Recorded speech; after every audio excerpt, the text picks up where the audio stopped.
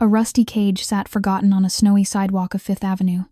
A handwritten sign above it read, "For sale." Inside, a German shepherd mother curled around her two shivering pups, their fur glazed with frost, their eyes too tired to cry. People walked past without looking twice, but two strangers stopped. The first was a young woman in a thin coat, her hands red from the cold, her eyes filled with tears she could not afford to shed. She had lost everything and could not even save herself. The second was a man in a $10,000 black suit stepping out of a Maybach, a Mafia king who had frozen his heart for 25 years. A man they called the Frozen King because he never showed mercy or emotion. He knelt in the snow beside her, face to face with the trembling mother dog, and something in all three of them broke open and began to heal. What happened next will melt your heart and remind you that kindness is never for sale. Before we begin, tell me where you are watching from.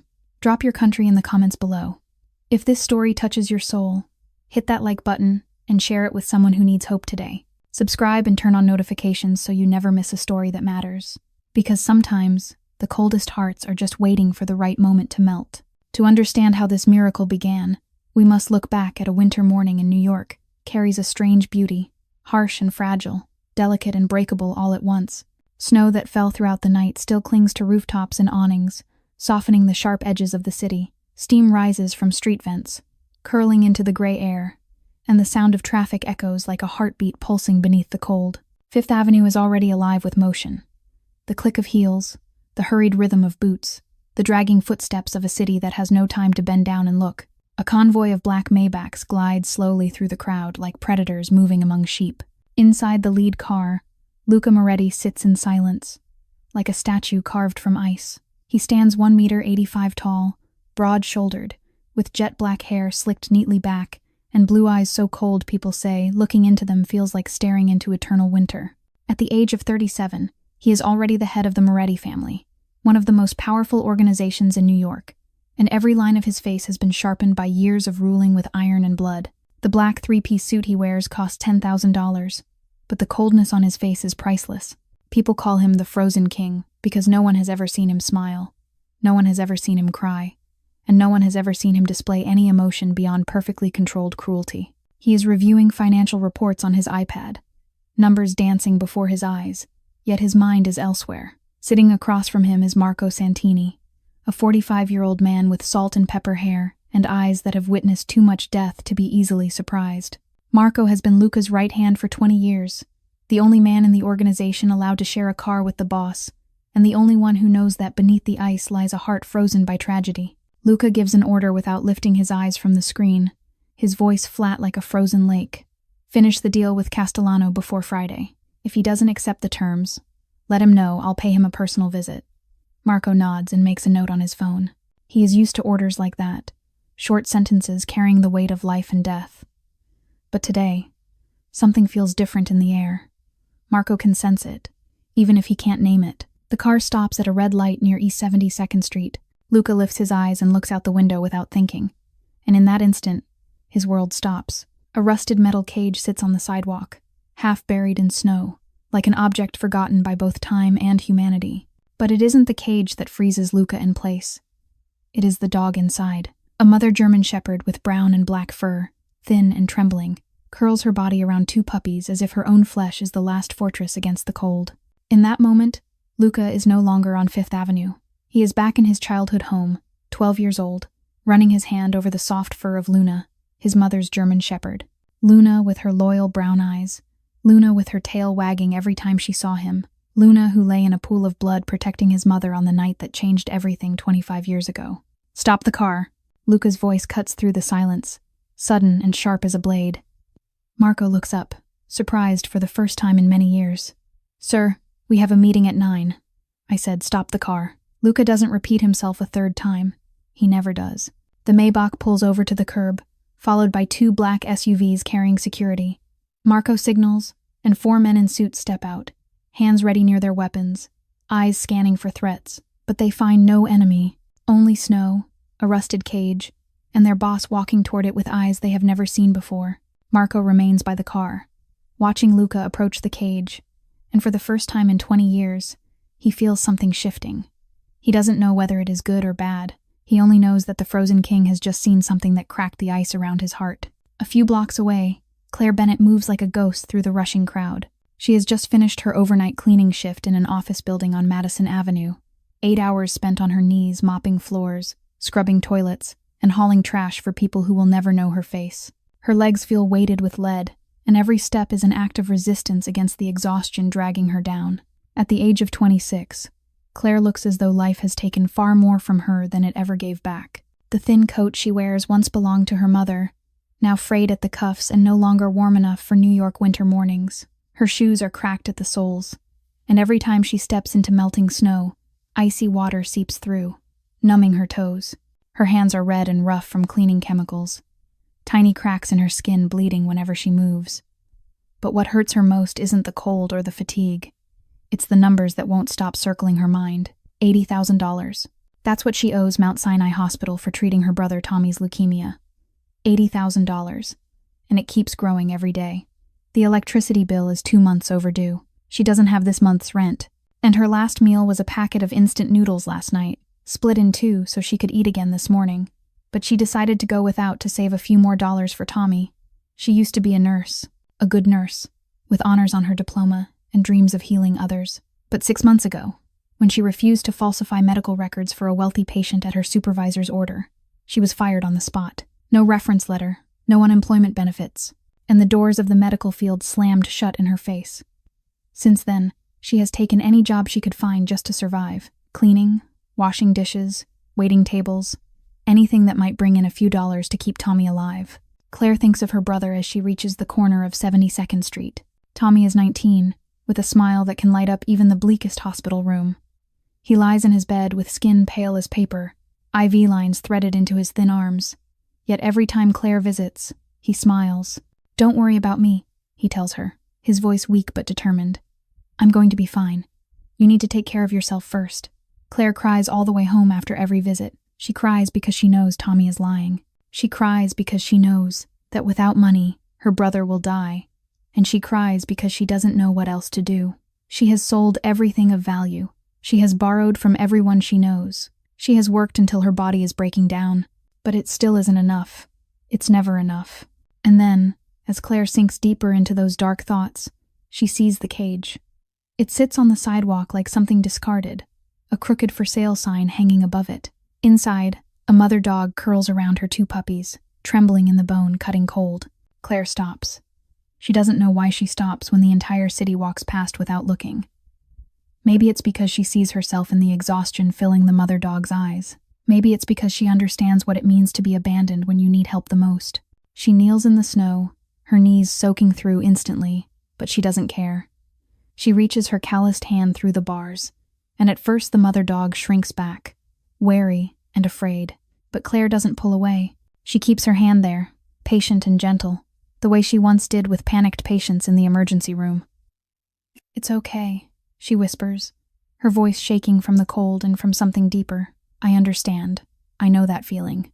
The mother dog looks at her with dark brown eyes, rimmed red with exhaustion. Then slowly, she stretches her neck forward and gently licks Claire's fingers. That small gesture breaks something inside Claire. Tears spill over.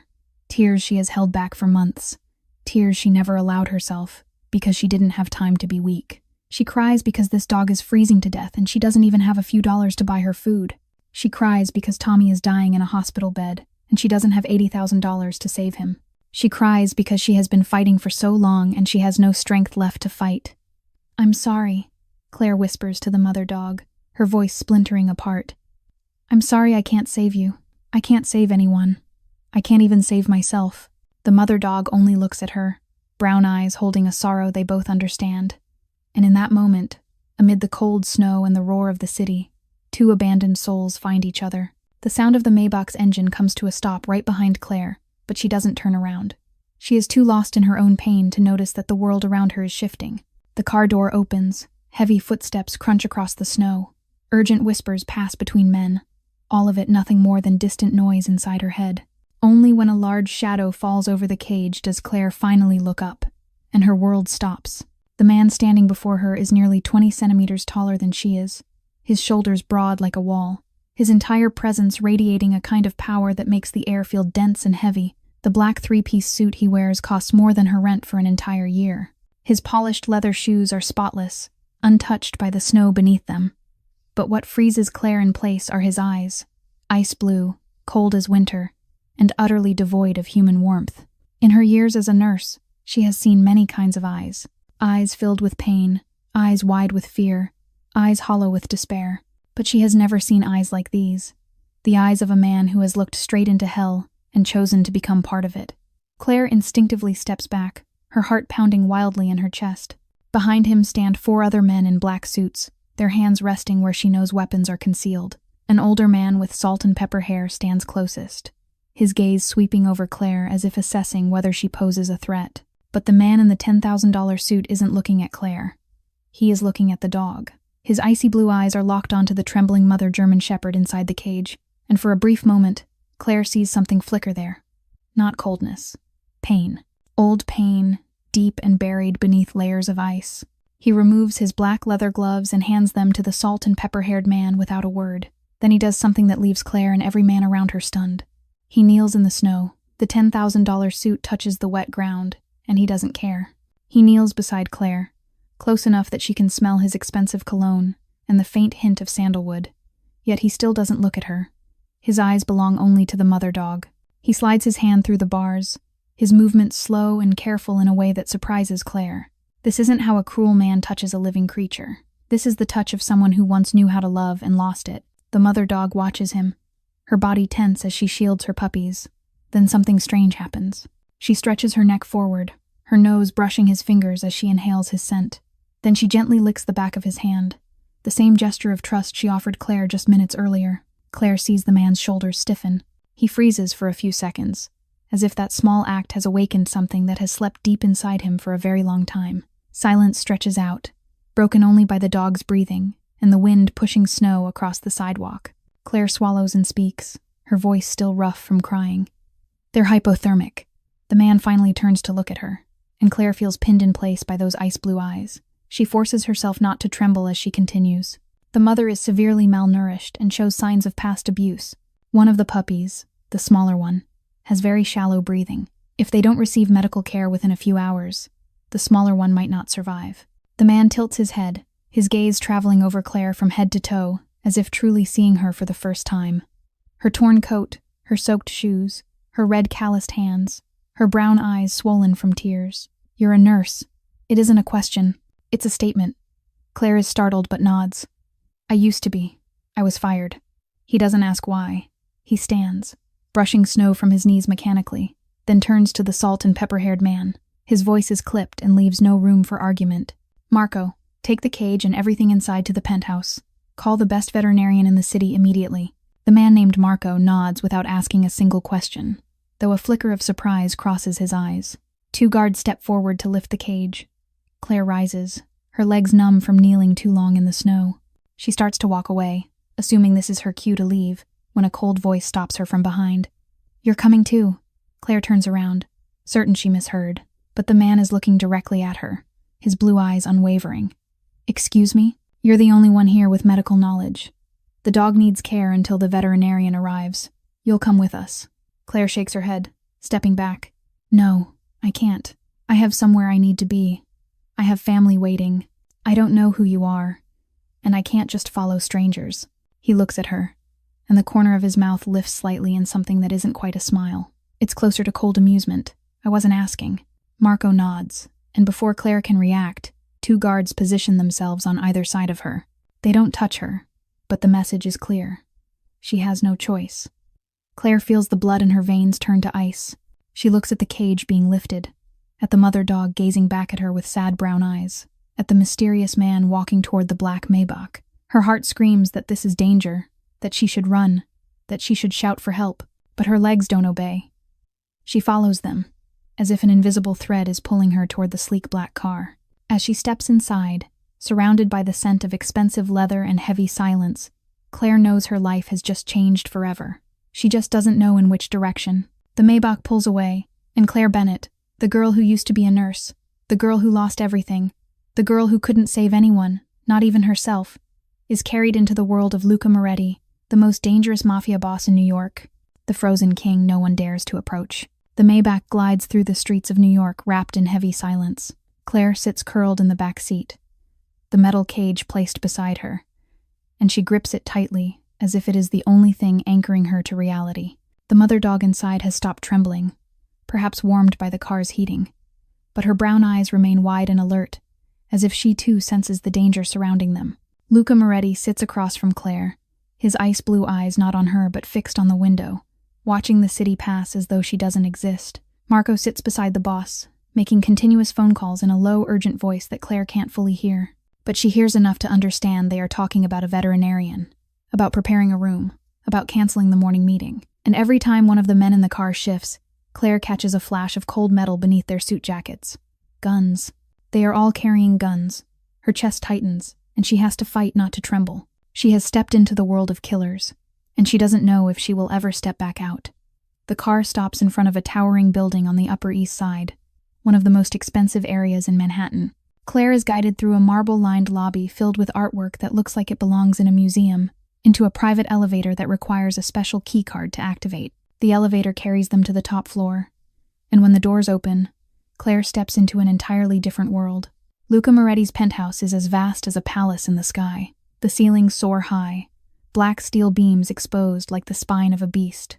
Floor-to-ceiling glass walls reveal the city of New York sinking into a gray dawn. Everything inside the apartment is black and gray, from the massive leather sofa to the fur rugs spread across the floor, from the dark abstract paintings on the walls to the black granite fireplace dominating one corner of the room. Luxury so overwhelming it steals the breath, yet so cold it chills the bones. There isn't a single flower, not a single family photograph, no sign that this is a place where someone lives rather than a display room. Claire realizes the penthouse mirrors its owner, beautiful, flawless, and utterly devoid of human warmth. She is led to a room at the end of the hall where a fireplace has already been lit, and warm flames dance inside. This is the only room in the penthouse with any hint of warmth, and Claire understands it has been prepared for the dogs, not for her. A servant brings blankets, towels, bowls of water, and dog food, all placed neatly beside the fireplace. Marco opens the cage, and Claire carefully lifts the mother dog out. She is lighter than Claire expected, her ribs stark beneath her dirty fur, and when Claire lays her down on the warm blankets, the dog exhales as if this is the first real rest she has had in weeks. The two puppies cling tightly to their mother, trembling and weak. Claire gets to work immediately, her nursing instincts overriding her fear. She uses towels to dry the frozen fur of each one, checking heart rates, examining pupils, assessing body temperature. The mother dog allows her to do everything, brown eyes following Claire's every movement with silent gratitude. But when Claire checks the smallest puppy, her heart clenches. Its breathing is far too weak, too shallow. The skin inside its ears is pale instead of pink. It is fading, and without immediate medical intervention, it won't survive the night. Luca stands in the doorway, watching in silence. Claire doesn't know how long he has been there, but she feels those ice-blue eyes tracking her every move. She forces herself to focus on the dogs instead of the terrifying man behind her. At 3 a.m, the doorbell rings. Marco leads a young man into the room, about 32 years old, with slightly wavy brown hair and warm brown eyes behind black framed glasses. He carries a veterinarian's bag and the groggy expression of someone dragged out of sleep in the middle of the night. But when his gaze lands on Claire, the sleepiness vanishes, replaced by shock and deep concern. "Claire?" His voice escapes in disbelief. "Claire Bennett?" Claire looks up and recognizes the man standing in front of her. Nathan Cole. They went to university together. He studied veterinary medicine while she studied nursing. They lost touch years ago, and now they meet again in the penthouse of a Mafia boss at 3 a.m. with a dying litter of dogs between them.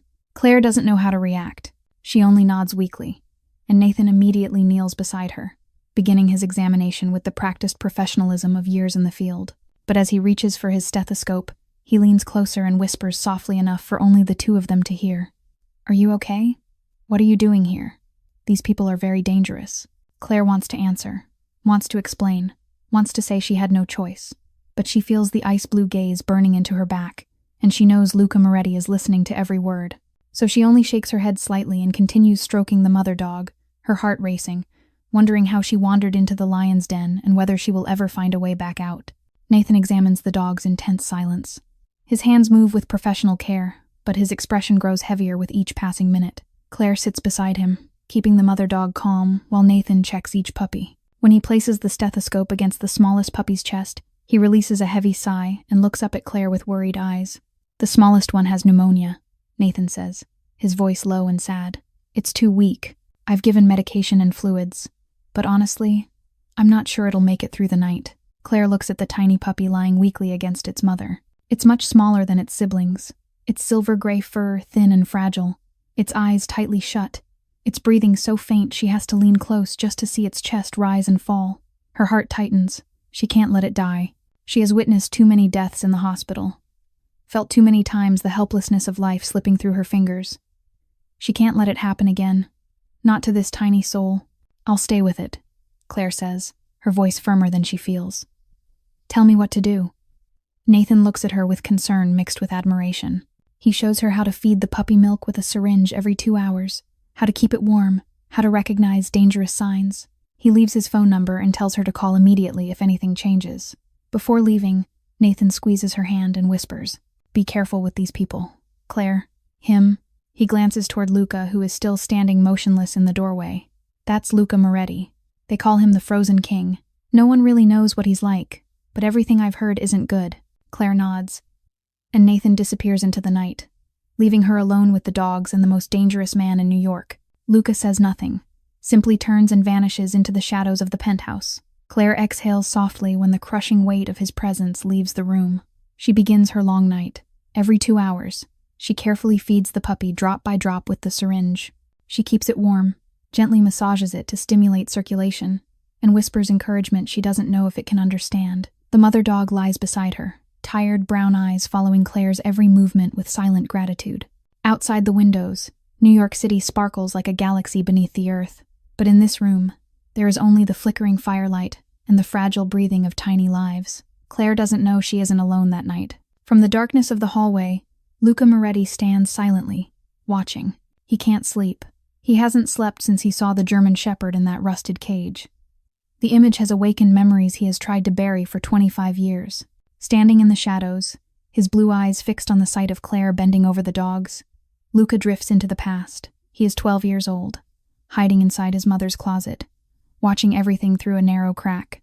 Luna, his mother's German Shepherd, is barking wildly, trying to protect her from the men dressed in black. Gunshots ring out. 1 shot, 2 shots, and Luna collapses, blood spreading across the wooden floor. His mother screams and rushes toward Luna, and they shoot her the moment she kneels beside the dog. Luca remembers the sound of his mother falling, remembers her blood flowing and mixing with Luna's, remembers how he had to clamp his hand over his mouth to keep from crying out. He stays hidden in that closet for 3 hours, until Marco finds him, curled among his mother's dresses, still scented with her perfume. From that night on, Luca swore he'd never let anyone close enough to hurt him again. He froze his heart, built towering walls of cruelty and cold control. For 25 years, he let no living soul touch him. Until today, until the German Shepherd licked his hand in the freezing snow. Claire's gentle voice speaking to the dogs pulls Luca back to the present. He watches her, the small woman in the torn coat with roughened hands caring for lives that aren't hers, and he feels something unfamiliar stirring in his chest. He doesn't know what it is, and that frightens him more than any enemy ever could. The clock strikes 3 in the morning when disaster hits. Claire is feeding the puppy as usual when she realizes something is wrong. It isn't swallowing. Milk spills from the corner of its mouth instead of going down. She places her hand on its chest and her blood turns to ice. No movement. No breath. No. Claire lays the puppy on the blanket, her hands shaking. She tilts its head back to open the airway, seals her mouth over its tiny nose and mouth, and breathes gently. 1 breath, 2 breaths. Then she presses lightly on its chest with 2 fingers, counting in her head as she was trained. This isn't human resuscitation, but the principle is the same. She has to keep the blood moving, has to get oxygen into the lungs, has to keep that tiny heart beating. Tears stream down her face, but she doesn't stop. "Please," she whispers between breaths. "Please don't give up. Don't give up when your mother is still waiting. Don't give up when we've come this far." A hand settles on her shoulder, warm and steady. Claire startles but doesn't stop. She knows who it is without turning around. Luca Moretti kneels beside her, his presence heavy and powerful in the small space. He says nothing, only keeps his hand on her shoulder like an anchor in the storm. Claire continues, counting, breathing, pressing, counting, breathing, pressing. 1 minute passes, 2 minutes. Her arms begin to ache, but she doesn't stop. She can't stop. She can't let another life die in her hands. And then, like a miracle, The puppy twitches. A tiny choking sound escapes its throat, followed by a weak cough, and then its chest begins to rise and fall. It's breathing. It's breathing. Claire breaks down. The sobs she has held back through the endless night finally burst free as she cradles the tiny puppy in her hands. She cries from relief, from exhaustion, from all the emotions she has buried for months. The mother dog crawls closer, her nose touching the breathing puppy, her tail wagging weakly. Luca remains kneeling beside Claire, his hand still on her shoulder. He says nothing, offers no comfort, no praise, but he is there. And when Claire finally looks up at him through her tears, she sees something has changed in those ice-blue eyes. They aren't cold anymore. They are still deep and unreadable. But beneath the ice, something is melting. Dawn begins to creep through the towering windows when Claire finally can't fight it anymore. She falls asleep right beside the dogs, one hand still resting on the puppy she saved, as if afraid that letting go will make it stop breathing again. Luca stands and looks down at the sleeping woman in her stained clothes and tangled hair. He doesn't know what compels him to do what he does next. Maybe it's the memory of his mother, who once slept beside Luna when the dog was sick. Maybe it's something deeper, something he doesn't dare name. He takes a cashmere blanket from the sofa and gently drapes it over Claire. She doesn't wake, only breathes evenly and deeply, her face finally peaceful after the long night. Luca stands there for a moment longer, looking at her, at the dogs, at the dawn light slowly gilding his cold penthouse. Then he turns and leaves, his footsteps soundless, leaving behind the only warm room in his frozen kingdom. Claire wakes in panic. Morning sunlight is pouring straight onto her face through enormous glass panels, and for the first moment she has no idea where she is. Then everything crashes back like a tidal wave. The rusted cage, the man in the $10,000 suit, the cold penthouse, the sleepless night, the puppy that stopped breathing in her hands. She jerks upright and realizes she is covered with a blanket softer than anything she has ever touched, and the dogs are still sleeping peacefully beside her. The puppy she saved last night is breathing steadily, its belly rising and falling, and the mother dog has opened her eyes and is watching Claire with deep gratitude. The relief lasts only a second before Claire sees the clock on the wall. 9 a.m. She has missed her morning cleaning shift at the Italian restaurant on Lexington Avenue. Her heart slams as she jumps to her feet. That job pays $20 a shift, and she needs every single dollar. If she doesn't show up, they'll fire her immediately, and she'll lose one of her last remaining sources of income. Claire rushes for the door, but when she grabs the handle, it doesn't move. She tries again, panic rising, but it's locked from the outside. She pounds on the door and calls out, and a few seconds later it opens. A man in a black suit stands there, his face expressionless. "You're not allowed to leave." Claire feels her blood boil. "You have no right to keep me here. This is kidnapping. I'll call the police." The man looks at her with something like pity, as if she has just said something painfully naive. Then a voice cuts in from behind him, cold and commanding. "Let her through." The guard steps aside, and Luca Moretti comes into view. He has changed clothes, wearing a flawless charcoal gray 3-piece suit without a single wrinkle, his hair perfectly styled, the faint scent of expensive cologne in the air. He looks as if last night never happened, as if he never knelt in the snow or sat beside her in the darkness while she saved a puppy's life. His ice-blue eyes sweep over Claire, from her tangled hair to the wrinkled clothes she has worn for 2 days. "You're a nurse," he says, not asking but stating it again. "You know how to care for them. You'll stay until the dogs are fully recovered." Claire shakes her head violently. "I can't. I have to work. I have rent to pay. I have a brother in the hospital who needs treatment money." "You don't understand. I can't stay here even one more day." Luca tilts his head, his eyes narrowing like a cat studying prey. "Your brother." Claire hesitates, but she has already said it, and maybe if he understands her situation, he'll let her go. "Tommy, my brother, he's 19 and he's being treated for leukemia at Mount Sinai. I owe the hospital $80,000 and the debt is growing every day. If I don't work, I don't have money. If I don't have money, they'll stop treatment. If they stop treatment, my brother will die." The words rush out of her, her voice trembling as tears rise. She hates crying in front of this man, hates exposing her weakness, but it's the truth. It's the hell she lives every day. "So please let me go. I helped you with the dogs all night. I did my part. Please let me go." Luca is silent for a long moment, his gaze fixed on Claire's face. Then he turns to Marco, standing behind him.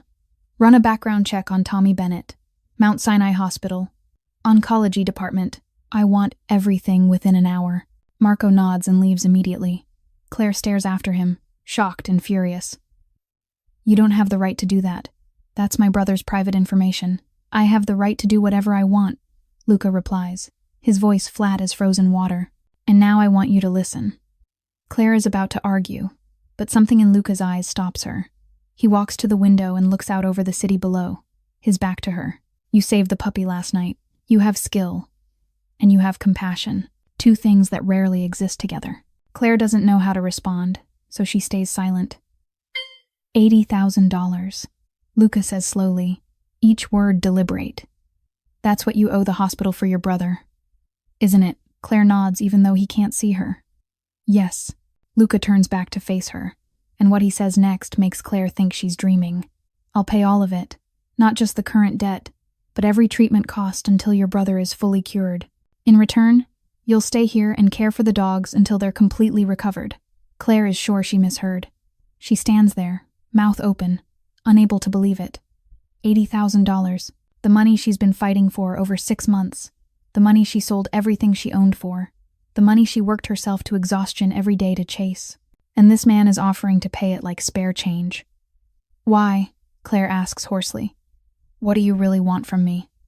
No one gives something for nothing. What do you want? Luca looks at her, his blue eyes revealing nothing. I want you to care for the dogs. That's all. Nothing more. Claire shakes her head. I don't believe you. $80,000 to take care of a few dogs doesn't make sense. Luca doesn't respond. He simply watches her with cold patience, as if he can wait all day for her decision. You have 24 hours to think about it, he says at last. In the meantime, you can call your brother. The phone is on the table. Then he turns and leaves, leaving Claire alone with the dogs and a decision that could change her life forever. Claire stands there for a long moment, her mind spinning. Then she sees the phone on the table and thinks of Tommy. Tommy, with his brave smile in the hospital bed. Tommy fighting the disease every day. Tommy who deserves to live. She picks up the phone and calls him. Claire, Tommy's voice comes through, weak but happy. I miss you so much. Are you okay? Why didn't you come see me yesterday? Claire swallows her tears and forces her voice steady. I'm sorry, Tommy. I got a new job. A better one, with better pay. I'll come see you soon, okay? Really? Tommy asks, his voice brightening. What kind of job? Claire looks around the cold, luxurious penthouse, at the dog sleeping peacefully by the fireplace, at her life sliding into a world she doesn't understand. I'm taking care of animals, she says. And it isn't exactly a lie. For someone very rich, they pay really well enough to take care of you. After she hangs up, Claire sits down beside the dogs and rests her hand on the warm fur of the mother dog. She thinks about Luca Moretti's offer, about $80,000, about the only chance to save her brother. She doesn't trust him. She doesn't understand him.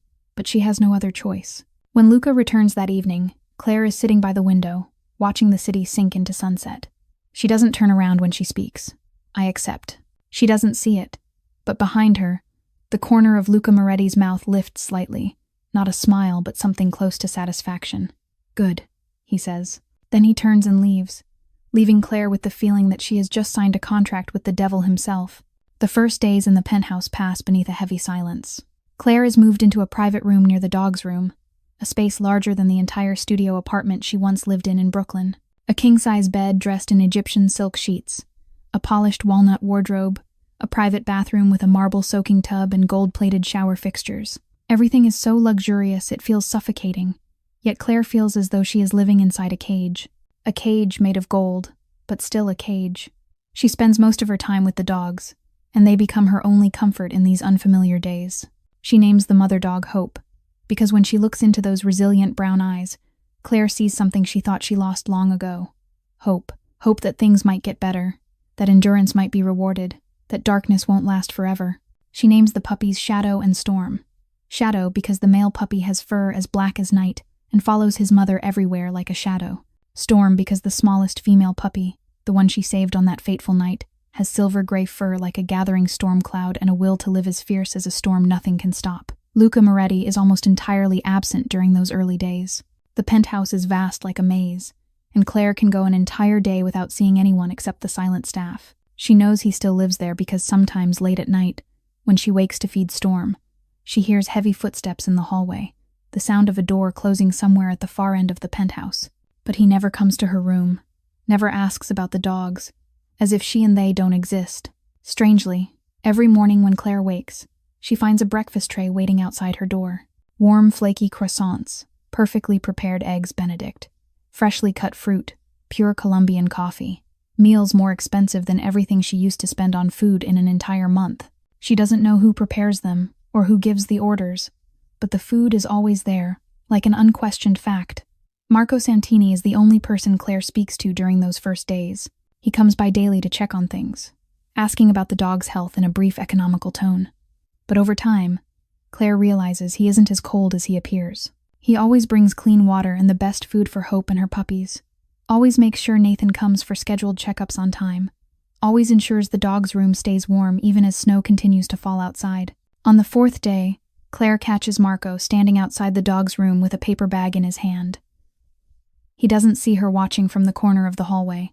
He gently opens the door, steps inside, and places on the floor a new tennis ball, a rope chew toy, and a tiny stuffed bear. Dog toys. Marco Santini, the right hand of the most dangerous mafia boss in New York, secretly buying toys for a few puppies. Claire can't help herself and lets out a soft laugh. Marco spins around, his face flushing slightly when he realizes he's been caught. They need something to play with, he says gruffly, as if justifying himself.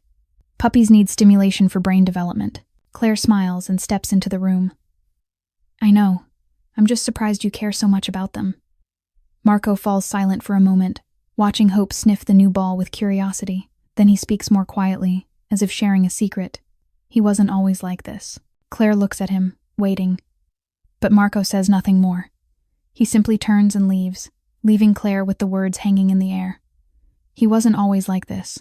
The sentence stays with her in the days that follow. She looks around the cold penthouse with no family photographs, the empty rooms with no sign of life, the way everyone speaks Luca Moretti's name with fear and reverence. The frozen king, the man who froze his own heart. But why? A week passes. Hope is much stronger now, her coat beginning to shine again, her eyes no longer red with exhaustion. Shadow and Storm grow quickly, starting to run around the room and cause all kinds of adorable trouble. And Claire, between caring for the dogs, between the lavish meals she never knows who prepares, between the long nights inside this golden cage, begins to wonder, who is Luca Moretti really? The man who knelt in the snow to touch an abandoned dog. The man who sat beside her in the darkness while she saved Storm's life. The man willing to pay $80,000 for a woman he had just met simply to care for a few dogs. Beneath the ice, what is hidden there? That night, Claire can't sleep. Storm is teething and fusses for hours before finally settling against her mother's warmth. Claire lies on the bed staring at the ceiling, her mind spinning with thousands of thoughts. She thinks about Tommy lying in the hospital, about the strange life she is living now, about the mysterious man she barely ever sees despite living under the same roof. The clock reads 2 a.m. when she hears faint sounds coming from the living room. Not loud noises, just the soft clink of glass touching glass, the sound of liquid being poured, the heavy sigh of someone exhaling. Claire hesitates, then slips out of her room. She doesn't know what compels her. Maybe curiosity, maybe the instinct of a nurse who senses someone might need help.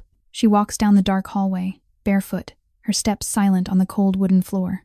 When she reaches the corner overlooking the living room, she stops and holds her breath. Luca Moretti is sitting alone in the darkness. There are no lights on, only the pale glow of the city filtering through the massive windows, sketching his figure like a black and white photograph. He sits on the black leather sofa, shoulders hunched forward, elbows resting on his knees, a glass of whiskey in his hand. He isn't drinking it, only staring into the amber depths as if searching for answers there. Claire has never seen him like this. No cold authority, no ice blue gaze of control, no flawless exterior without cracks, just a tired, lonely man carrying something heavier than anyone could imagine. She is about to turn back, unwilling to intrude on such a private moment, when she hears the soft click of claws on wood. Hope has woken up and is padding toward the living room. Claire wants to call her back, but it's too late. Hope passes her as if she isn't there, brown eyes fixed on a single purpose. She walks straight up to Luca and without hesitation rests her head on his thigh. Luca freezes. His entire body goes rigid as if bracing for an attack. The glass in his hand tilts dangerously, and he has to set it down on the table with a stiff movement. Claire can see clearly in the dim light that he has no idea what to do. The most powerful mafia boss in New York, a man who can order death without blinking, is completely undone by a dog resting her head on his leg. Hope doesn't move. She simply stays there, breathing steadily, her tail giving a gentle wag, as if telling him, "It's all right, she's here, she's not going anywhere." Claire watches Luca's shoulders slowly lower, the tension melting away like ice under warm sunlight. 1 minute passes, then 2, then 5. No one speaks, no one moves. Just a man and a dog sitting in the dark, sharing something that needs no words. Then Luca lifts his hand. The movement is slow, hesitant, as if he's doing something unfamiliar and uncertain. His hand touches Hope's head, his fingers trembling slightly as they sink into her soft fur. He strokes her awkwardly, the stiff motion of someone who has forgotten how to touch a living being with gentleness. And then Claire sees something she never thought she would witness. Luca's shoulders begin to shake. There is no sound, no sob escapes, but his shoulders tremble in small waves as he continues to pet Hope in the darkness. 25 years. She remembers Marco saying it. 25 years he hasn't cared about anyone. 25 years of freezing his heart, building walls with cruelty, refusing all closeness. And now, an abandoned dog has done what no one else could. She has touched him. Claire quietly retreats to her room, her heart racing and her eyes burning. She doesn't know why she wants to cry, doesn't know why her chest aches after witnessing that moment. She only knows she has just seen something deeply private, deeply painful, and deeply human. The next morning, Claire is feeding the dogs when she hears familiar footsteps outside the door. She looks up and nearly drops the food bowl. Luca Moretti stands in the doorway, his gray suit perfect as always. But something is different. He doesn't linger at a distance like before, doesn't look at her with cold detachment. He steps into the room and looks at the dogs.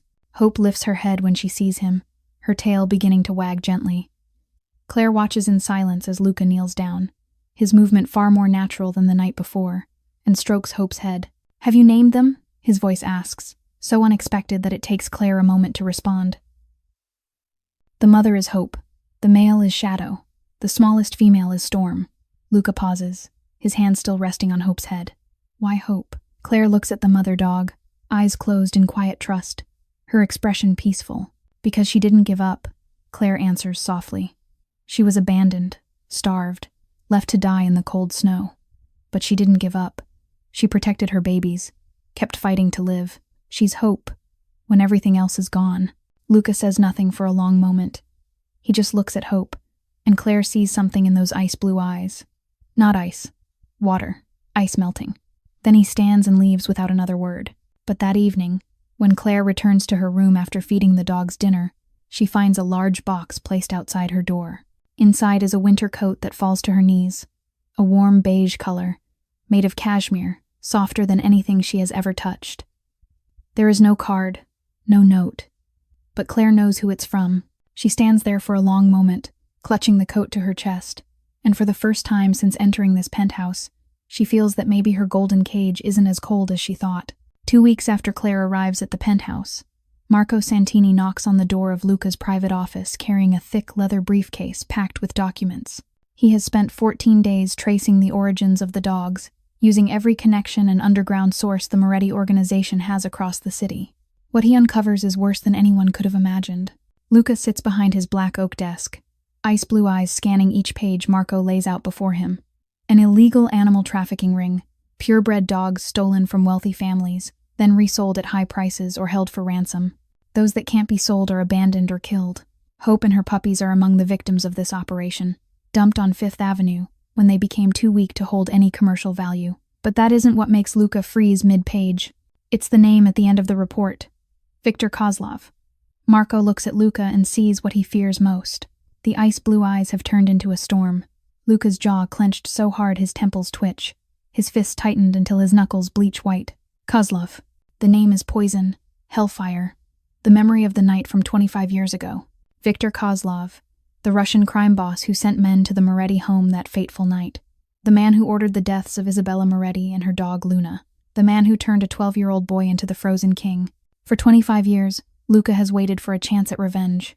For 25 years, Kozlov has hidden in the shadows, shielded by powers even Luca couldn't reach. And now, finally, fate has placed his enemy back within reach.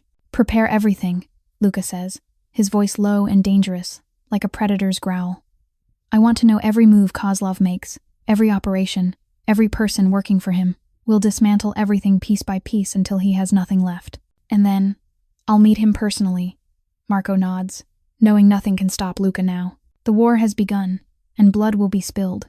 While darkness gathers behind the closed doors of Luca's office, Claire is bathing Hope in the care room. She gently works shampoo into the brown-black fur that has grown glossy again, and Hope stands still like a statue, tail wagging softly in enjoyment. Claire is washing Hope's neck when her fingers brush against something hard beneath the fur. She pauses, parts the hair, and looks closer. A tiny implanted chip beneath the skin, the kind of identification microchip used for valuable pets. Claire's heart races. If Hope has a microchip, that means she has a family. Someone is looking for her. After finishing the bath, Claire immediately calls Nathan. He arrives within an hour with a handheld microchip scanner, and the results leave them both silent. Hope, whose real name is Bella, belongs to the Harrison family in Greenwich, Connecticut, a wealthy family who reported her missing 6 months ago and offered a $20,000 reward for her return. They have 3 young children, and according to the records, the kids cried for weeks after Bella disappeared. Claire sinks to the floor, stroking Hope as she lies beside her, her thoughts spinning. What should she do? Hope has a family waiting, children who miss her. But at the same time, Claire has seen the way Luca looks at Hope, the way he strokes her in the dark, the way the ice around him cracks whenever she's near. Does Claire have the right to take away the one thing that seems to be melting him? In the end, Claire decides to tell the truth. She can't hide this, can't keep Hope while a family is suffering and searching. That isn't who she is. She finds Luca in his office that evening, his face still tight from the meeting with Marco. She tells him about the microchip, the Harrison family, the $20,000 reward, the children waiting. Luca listens in silence, ice blue eyes never leaving Claire's face. When she finishes, he stands and walks to the window, his back to her. The silence stretches so long Claire begins to worry. Then Luca speaks, his voice colder than she's ever heard. You will not contact that family. You will not tell anyone about the microchip. This is an order. Claire opens her mouth to argue, but Luca turns and looks at her with an expression that freezes her in place. It isn't anger. It's pain. Deep, desperate, and utterly helpless pain. She doesn't understand. She can't understand. But she knows this isn't just about a dog. This is something bigger, darker, and more painful than anything she could have imagined. Claire leaves the office with a heavy heart and 1,000 unanswered questions. She looks at Hope waiting for her outside the door, tail wagging in greeting, completely unaware that she is standing at the center of a storm about to break. The next day, Claire is sitting by the window in the dog's care room, watching the city sink into the colors of late afternoon, when she hears a soft knock at the door. Marco Santini stands in the doorway, his face carrying something Claire has never seen before. Not coldness or vigilance, but the weariness of a man who has carried too many secrets for far too many years. May I talk to you for a moment? He asks, his voice gentler than usual. Claire nods, and Marco steps inside, closing the door behind him. He sits in the chair across from her, his eyes drifting to Hope sleeping beside her puppies. Silence stretches between them before Marco exhales and begins to speak. I know you're wondering about his reaction last night, about why he doesn't want to return Hope to her family. Claire says nothing, only waits. For you to understand, Marco continues, you need to know about the past, about what happened 25 years ago, about a woman named Isabella Moretti. Claire realizes he is talking about Luca's mother, and her heart tightens even before she knows where the story will lead. Isabella was the gentlest woman I ever knew, Marco says, his voice distant as if he's looking into a world long gone. She was nothing like anyone else in this life. She was beautiful, kind, and loved her son with her whole heart. She was the only light in Luca's dark childhood, because his father, the former Moretti boss, was a brutal and cold man. Marco pauses, his eyes resting on Hope as if seeing someone else entirely. Isabella had a German shepherd named Luna. The dog had been with her since she was a tiny puppy, and they were inseparable. Luna slept at the foot of Isabella's bed every night, followed her everywhere, and loved young Luca as if he were her own child. When Luca's father drank and became violent, Luna always stood between him and the boy, growling and warning. That dog protected Luca more times than I can count. Claire looks at Hope sleeping and suddenly understands why Luca stopped the car on 5th Avenue that morning, why he knelt in the snow to touch an abandoned German shepherd. 25 years ago, Viktor Kozlov took everything from this family, Marco says, his voice thick with a decades-old grief. He didn't just target the business. He went for the heart Luca's mother, Isabella. Luca was just a boy, forced to witness the unthinkable while hiding in the shadows. He watched his mother and her loyal dog, Luna, give their lives to protect him. That night, He didn't just lose his family. He chose to freeze his soul so he'd never have to feel that kind of loss again. I was the one who found him when I came back. He didn't cry, didn't speak, didn't react. He just sat there, eyes empty, as if his soul had already left his body. Marco looks at Claire, his eyes red and wet. From that night on, Luca was never the same. He froze his heart, built walls no one could cross. He swore he would never let anyone close enough to hurt him again. No people, no animals, nothing. 25 years, he says softly. 25 years he lived like a statue of ice. He can kill without blinking, can make the most ruthless decisions. But he can't love, because love means loss, and he has already lost too much. Marco stands and walks toward the door. Before leaving, he stops and turns back to Claire. He hasn't cared about anyone for 25 years, he says quietly. Until now. Claire sits alone after Marco leaves, tears still sliding down her cheeks. She looks at Hope sleeping, at Shadow and Storm curled against their mother, and finally she understands. Luca isn't just saving these dogs. He is trying to save Luna, to save his mother, to save the 12-year-old boy who died that night in the wardrobe.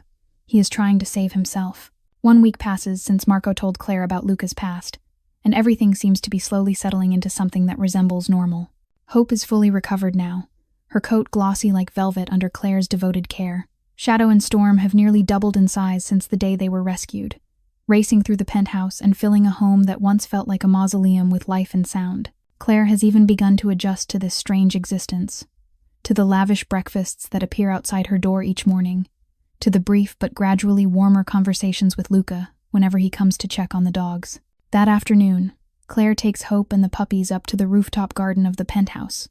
It is the first time she is allowed here, and she is startled to find a lush green space suspended above Manhattan, with neatly trimmed shrubs, flower beds blooming despite the winter cold, and a stone path winding through it all.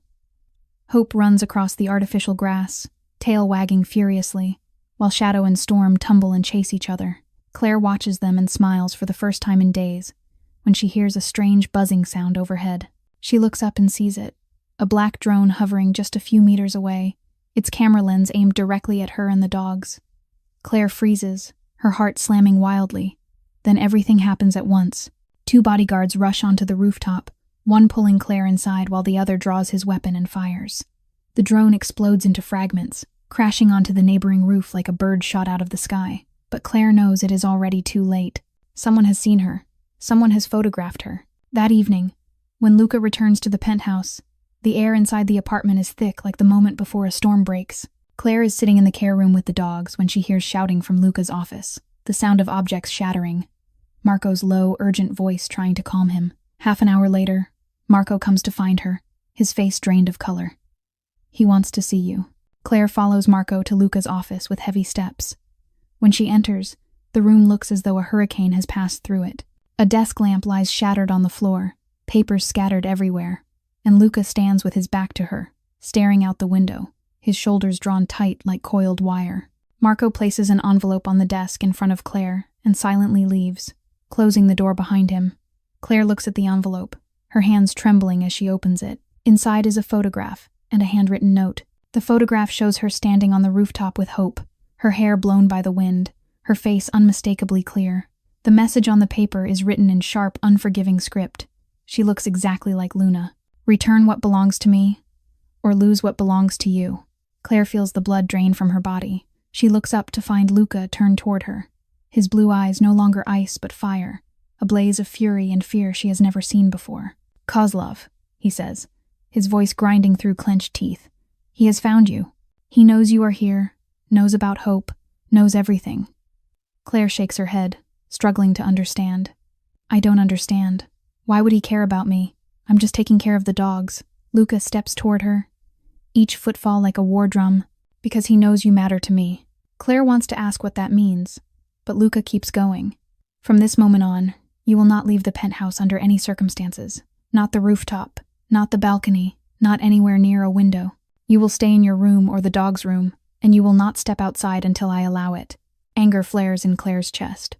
You can't imprison me like this. I'm not your prisoner. I have a brother in the hospital. I need to see him. You don't understand. Luca steps closer, until only inches separate them. These people have no limits. They will kill you without blinking if it hurts me. They will kidnap your brother to force you to do whatever they want. They will destroy everything you love just to prove they can. And for the first time since they met, Luca loses control. He shouts, his voice breaking in the room. You don't understand what they can do. They killed my mother in front of me. They killed Luna when she tried to protect her. They turned me into this monster, and I won't let them do that to you. Silence crashes down like a heavy curtain. Luca stands there, chest heaving, eyes wild, and Claire realizes this is the first time she has truly seen him. Not the frozen king, not the ruthless mafia boss, just a man who is afraid of losing something again. Claire says nothing. She only looks at him, and in that moment, she understands she is standing in the middle of a war she never knew existed. A war between two kings, between past and present, between hatred and something newly stirring that neither of them dares to name. 3 days pass inside the penthouse like 3 years. Claire obeys Luca's orders, never leaving her room or the dog's care room. But every second feels like psychological torture. She calls Tommy every day, listens to her brother's weak voice through the phone, hears him ask why she hasn't come to visit, hears him try to hide his disappointment behind a smile in his tone, and her heart breaks piece by piece. On the 3rd night, Claire can't endure it anymore. She receives word from the hospital that Tommy will begin a new round of chemotherapy tomorrow, and she can't let her brother face that alone. She needs to see him, needs to hold him, needs to tell him that everything will be all right, even though she doesn't know if that's true. Early the next morning, before the sky has fully lightened, Claire goes to Maria, the older cleaning woman who has always been kind to her. Claire begs her to help her get out through the staff entrance, promising she'll be back before anyone notices she's gone. Maria hesitates for a long time, but finally gives in to the tears in Claire's eyes. Claire slips out wearing Maria's cleaning uniform, head bowed, heart hammering in her chest. When she steps into the pale morning light and breathes in the cold city air, she feels free for the first time in weeks. But she doesn't know that freedom is only an illusion. Mount Sinai Hospital is about 20 minutes from the penthouse by taxi. Claire arrives just as the sun rises, soft golden light spilling through the building's large glass windows. She runs through the lobby, into the elevator, and when the door to Tommy's room opens, she sees her brother sitting on the bed, pale but lighting up the moment he sees her. "Claire," Tommy cries out, reaching for her. Claire rushes to the bed and wraps him in her arms, tears streaming down her face. She feels his ribs beneath his fragile skin, feels how much weight he's lost since the last time she saw him. But Tommy still smiles, still pats her back and says he's fine, tells her not to worry, says he's gonna fight. They talk for an hour. Tommy tells her about the kind nurses, about the television shows he watches every night, about the other patients he's befriended. Claire listens and smiles, even as her heart shatters because she can't tell him the truth about where she's living, about the man paying his hospital bills, about the danger closing in. When Claire leaves the room and steps into the hallway, she checks the time. Nearly 2 hours have passed since she slipped out of the penthouse, and she needs to get back before anyone realizes she's gone. She walks quickly toward the elevator, head down, when 2 men step out from around the corner and block her path. Claire stops, instinct screaming that something is wrong. The men are tall, dressed in black, faces cold as stone. They aren't Luca's people. After weeks in the penthouse, she knows every one of his guards, and these faces are completely unfamiliar. Claire Bennett. One of them speaks, his voice carrying a foreign edge she recognizes as Russian. "Mr. Kozlov wants to see you." Claire turns to run, but she's too late. A rough hand grabs her hair from behind and yanks her back. She tries to scream, but a cloth is pressed over her mouth, and the sharp chemical stench floods her nose, making her head spin. They drag her into the stairwell, down to the basement, then shove her into a black van waiting outside. The door slams shut, and darkness swallows her whole. When Claire wakes up, she doesn't know where she is. The room is dark and damp, thick with the smell of rust and motor oil. Her hands are bound behind her back, her mouth stuffed with a rag, and her head feels like it's splitting apart. The interrogation begins immediately. "Where is Luca Moretti keeping you? Where are the dogs? How many guards are in the penthouse?" Claire doesn't answer. They hit her. A punch to the stomach folds her over. A slap across her face makes her ears ring, but she still doesn't speak. She doesn't know why she's protecting Luca, the man who locked her inside a golden cage. Maybe because she knows what Kozlov did to his mother. Maybe because she's seen the pain beneath the ice. Maybe because some part of her, a part she doesn't dare admit exists, has begun to care about him.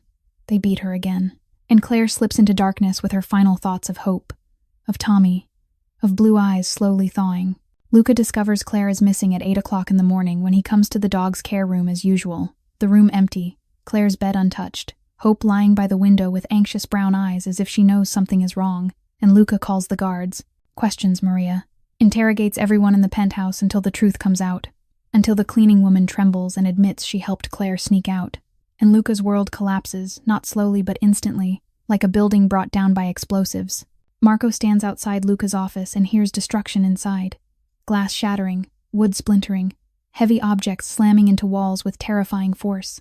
And though Marco has worked for Luca for 20 years, has seen enemies, betrayal, life and death moments, he has never heard anything like this. When Marco opens the door, he barely recognizes the room.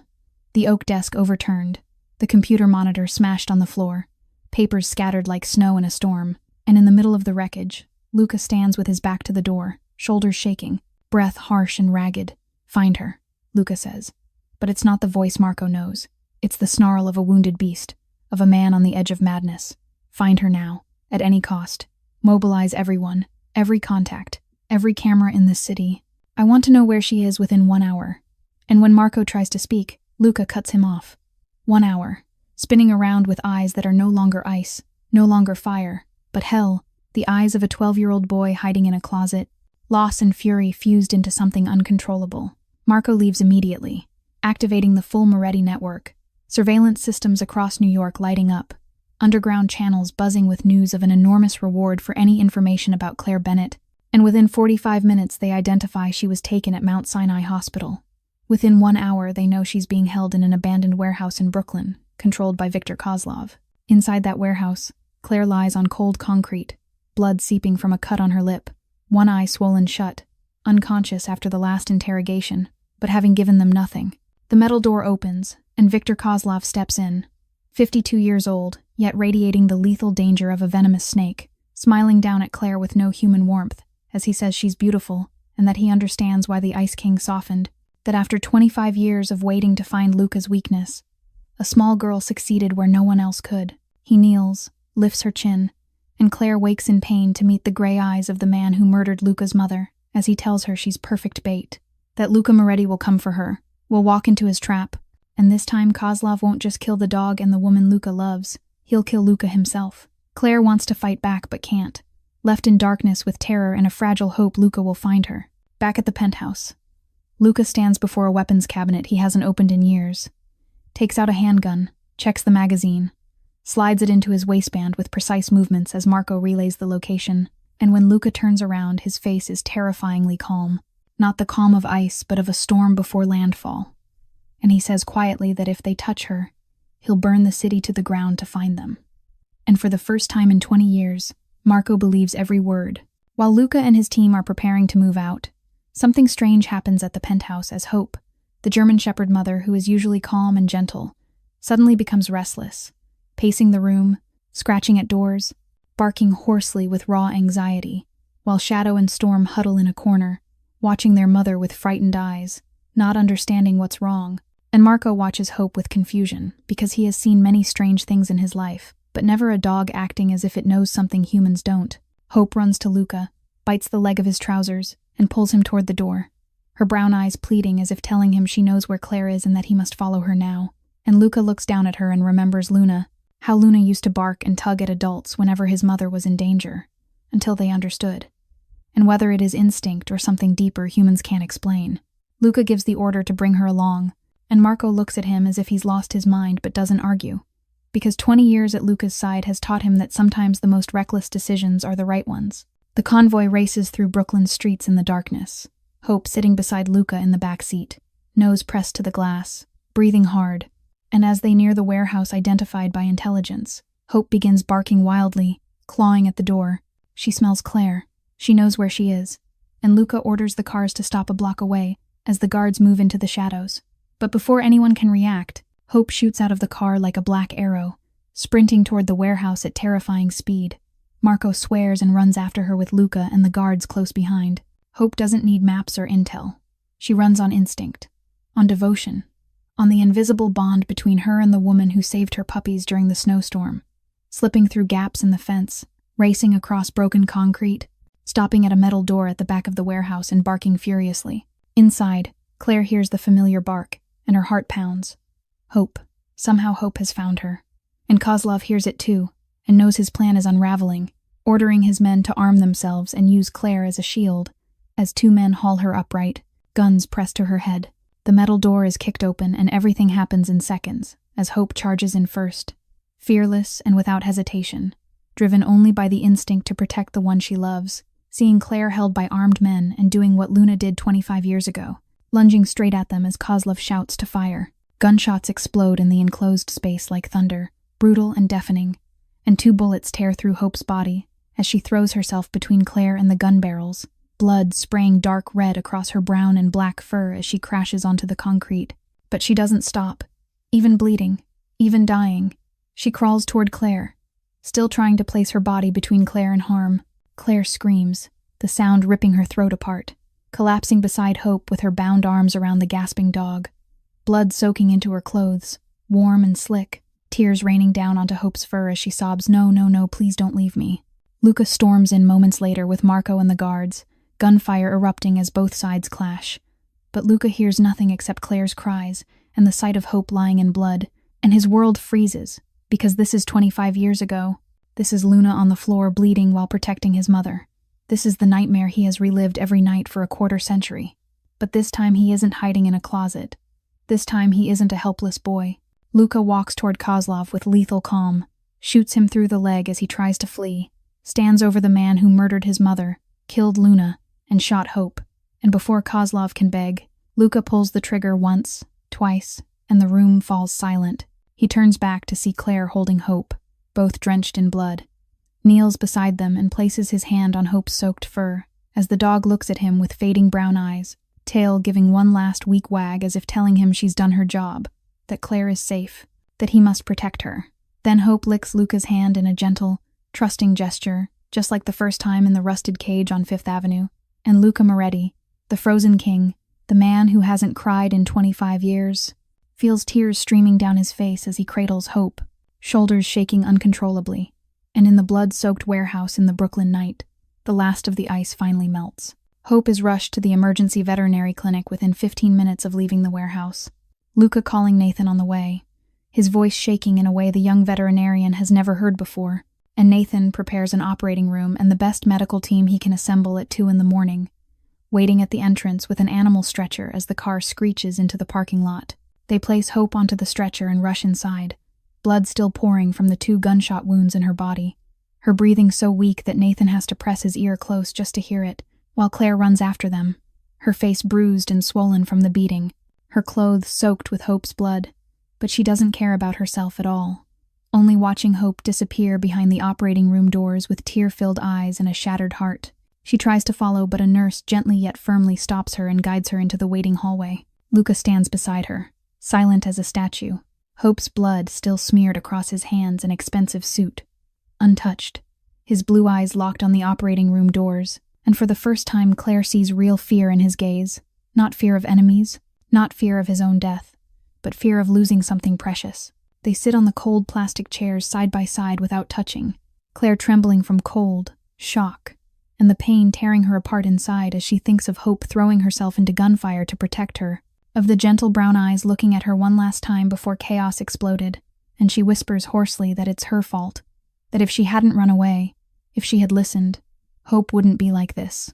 Luca says nothing, only reaching out and taking her shaking hand, the first time he has ever touched her first. His hand unexpectedly warm for a man known as the Frozen King, and Claire looks at his fingers laced with hers and doesn't pull away. In that moment, they are no longer a mafia boss and the girl he hired to care for dogs. They are just 2 frightened, grieving people waiting together for a miracle. Time passes like torture. 1 hour, 2 hours, 3 hours.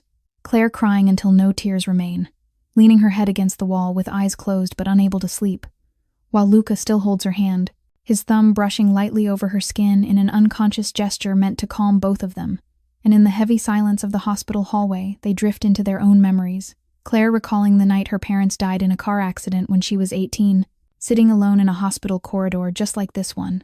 No hand holding hers, no one telling her everything would be okay. Waiting 6 hours before a doctor emerged to say both her parents were gone, crying alone until nothing was left. Luca remembers the night his mother died, dragged from the closet by Marco, clothes stained with his mother's and Luna's blood, eyes empty and soul shattered. No one holding his hand. No one telling him he would survive. Only his father telling him that Moretti men don't cry, that tears are weakness. And so he stopped crying, stopped feeling, became ice. But tonight, sitting in a veterinary hospital hallway with Claire's hand in his, Luca realizes he doesn't want to be ice anymore. 4 hours after surgery begins, the operating room doors open, and Nathan steps out. Exhausted, scrubs, stained with blood, but smiling. And Claire jumps to her feet with Luca right behind her, both holding their breath as Nathan says, "Hope made it." The bullets caused severe damage but missed her heart and vital organs. She lost a lot of blood and needed emergency transfusions, but she survived. Claire breaks down, sobbing as her legs give way, saved from collapsing only because Luca catches her, crying from relief, gratitude, and everything she has held in through the long, horrific night, hugging Nathan and whispering thanks over and over, while Nathan pats her back and glances at Luca behind her.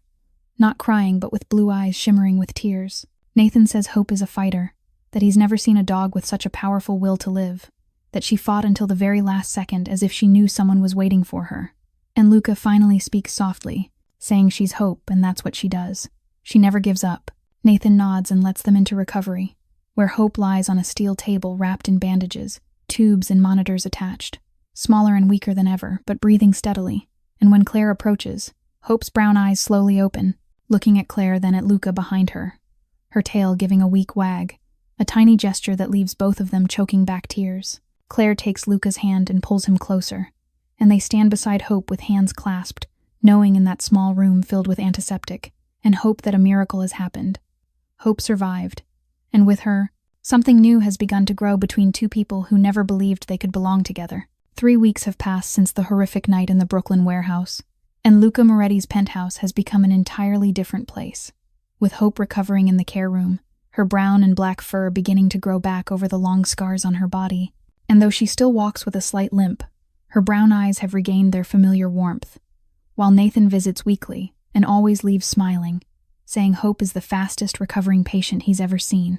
Shadow and Storm have grown to nearly half their mother's size, their coats glossy and their long legs strong, racing through the penthouse like twin whirlwinds, knocking over vases, tugging at curtains, chewing anything they can reach, and once Shadow shredded a pair of Luca's leather shoes worth $2,000.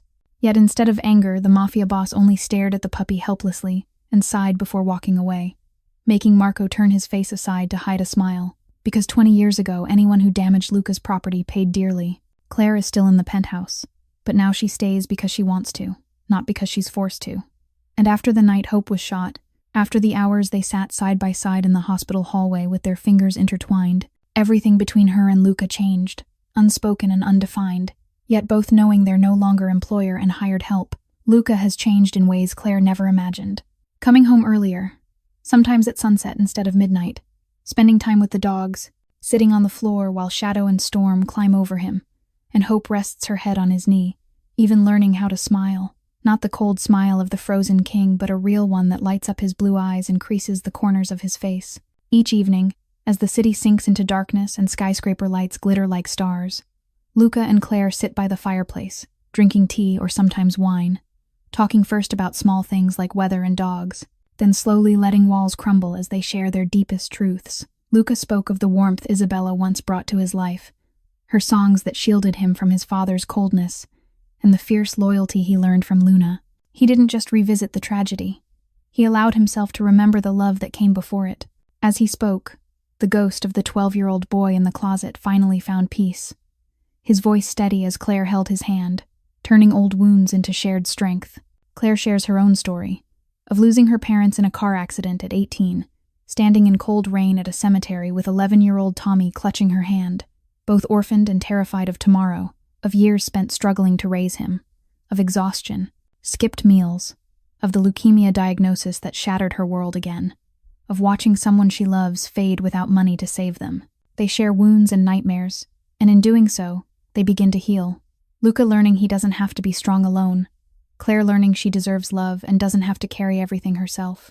Hope lies at their feet each night, tail wagging softly at laughter, brown eyes watching them with something like contentment, having brought two wounded souls together, while Shadow and Storm curl beside her, sleeping peacefully amid crackling firelight and quiet voices. The penthouse, once cold as a tomb, now hums with warmth, dog barks echoing down hallways, laughter breaking years of silence. Claire's footsteps in the morning waking Luca instead of a cold alarm. This is no longer the Frozen King's icy kingdom. This is home. For the first time in 25 years, Luca Moretti truly has one. 1 month after the night Hope was shot, Luca officially completed the paperwork to adopt all 3 dogs. He contacted the Harrison family in Connecticut, who had searched for Hope for 6 months before she was abandoned on Fifth Avenue. And when they heard the story of how Hope ran into gunfire to save Claire, how she became a bridge that healed 2 broken people, they cried over the phone and said Hope had found where she truly belonged. They didn't ask for her back. Instead, they sent a handwritten thank you letter and a photo album of Hope as a puppy, so Luca and Claire could see her early days. Claire cried as she turned each page, seeing a tiny Hope with oversized ears playing with the Harrison children, and she promised herself she'd give Hope a life worthy of all the love she'd given and received. That same week, incredible news arrived from Mount Sinai.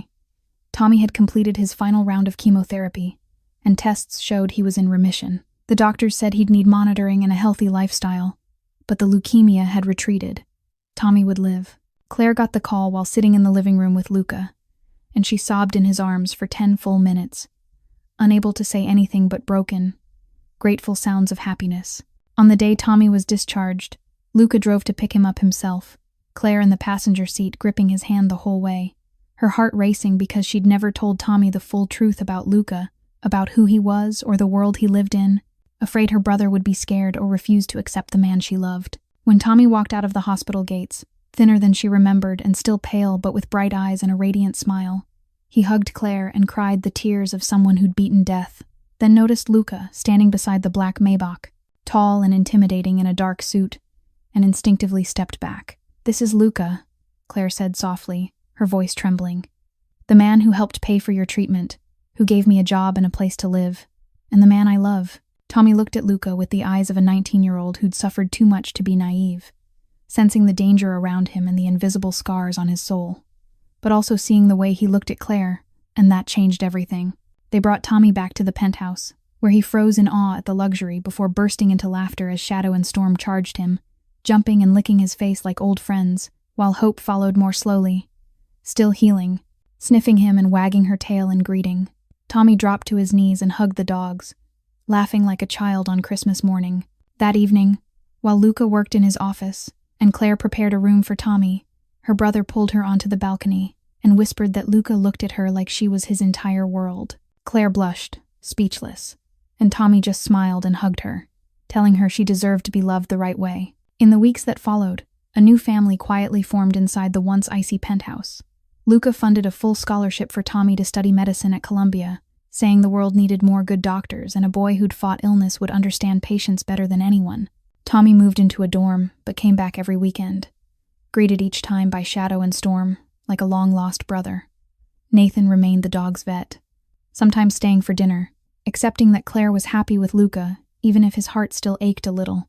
Marco Santini became the dog's unofficial grandfather, secretly buying toys and treats and pretending not to care when caught. One afternoon, golden sunlight poured through the tall windows as Luca stood watching the rooftop garden below, where Claire laughed while playing with the dogs, her brown hair flying in the wind, Hope lying on the grass watching her pups with contented eyes.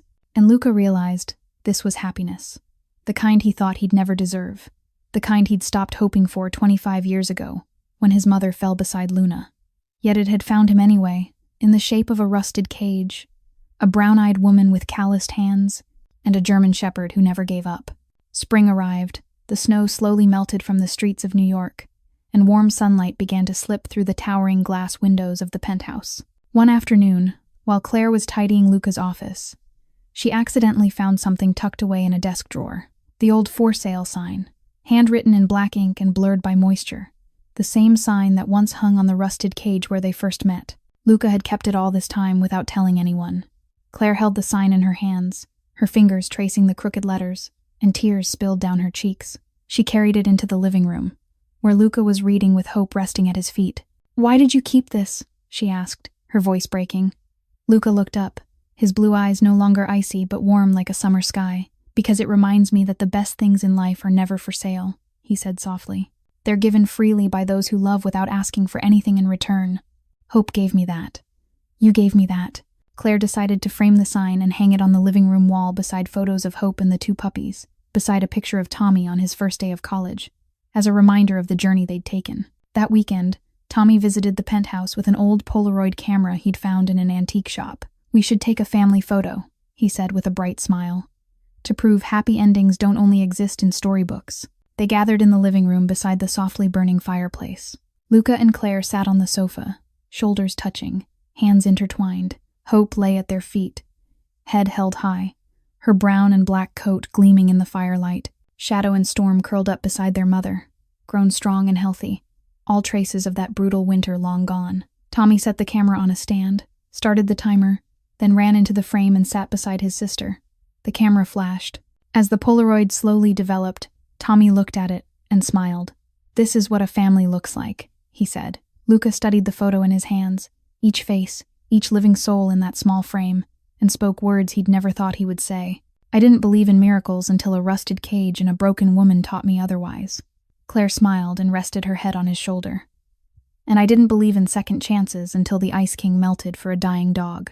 Hope lifted her head and wagged her tail gently, as if she understood every word, as if she knew she'd fulfilled the purpose fate had given her. She brought them together.